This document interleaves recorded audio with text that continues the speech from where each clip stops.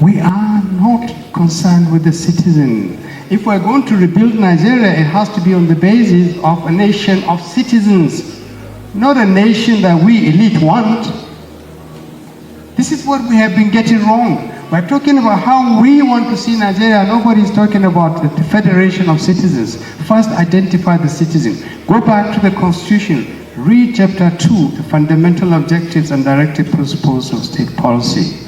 Read what is in there. That's the closest we came to defining what Nigeria should be, how Nigeria should govern, what ideals we should shape. Nobody talks about them. You know what they did with that? They created a fantastic Chapter 2 and took out the bullet out of the gun. They made it non-justiciable. And that was the closest to define what is Nigeria, who is it designed for? Why is it not possible for the citizen in Yobe to have the same rights, the same privileges as the citizen in Ondo? Why does it have why must he be defined by his ethnic group first, and not by his being Nigerian? Why can't we build a nation that gives the citizen first rights, inalienable rights that are the same wherever he goes, no matter what language he speaks? We're still talking about ethnicity. We're talking about things that cripple us rather than things that will do things for our citizens. So if we want to really design or redesign a constitution, whoever does it, and I assure you this administration will not do it, the next administration will not do it. If you are looking up to this government or subsequent governments to submit to the will of the elite to redesign a constitution that fits another elite that is not currently enjoying power, you're wasting your time. Nigeria may go down as we're going down. I pray to God it doesn't. Or it might recover and find its course and its mission, but it will not be done by us. The way we're going, if we're not careful, we will write a constitution, but it will be written by sweat, tears, and blood of young people who we kept out and we're keeping out, and we're designing systems and processes that fit us and do not address the needs of the young Nigerians. We want a citizen's constitution.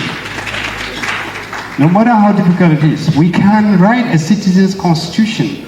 I was very interested in my senior brother's last presentation. I'm going to be told to stop talking, so let me be quick. He listed heroes of democracy. In those countries, virtually every one of those countries where those people came from, they had to fight a civil war. We don't want to fight a civil war again. We fought one. We missed the point. When elites fight, you get a civil war.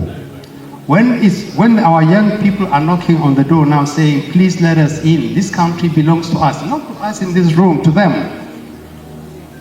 And we pretend that we will design for them a Nigeria that fits us, not them. They will break that door and they will come into it. And we're at that point. There's anger, there's alienation, and we have kept the energy and the anger of young people outside, and we think we can sit in comfort and design a Nigeria for them. We are wrong.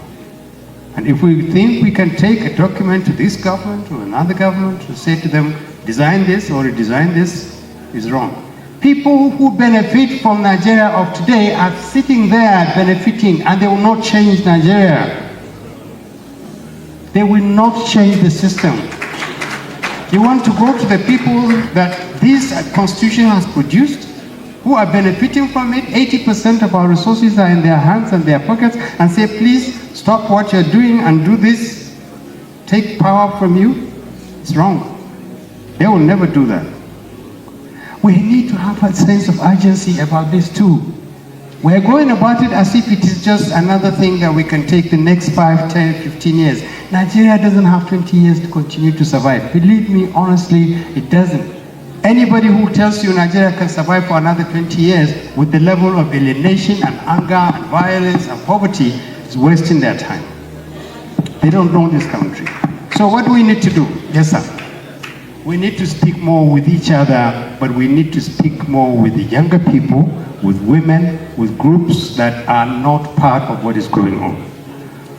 We need to organize change beyond the hotels. We need to ask why the northern groups are not here and reach out to them and say, you are suffering as much as we're doing.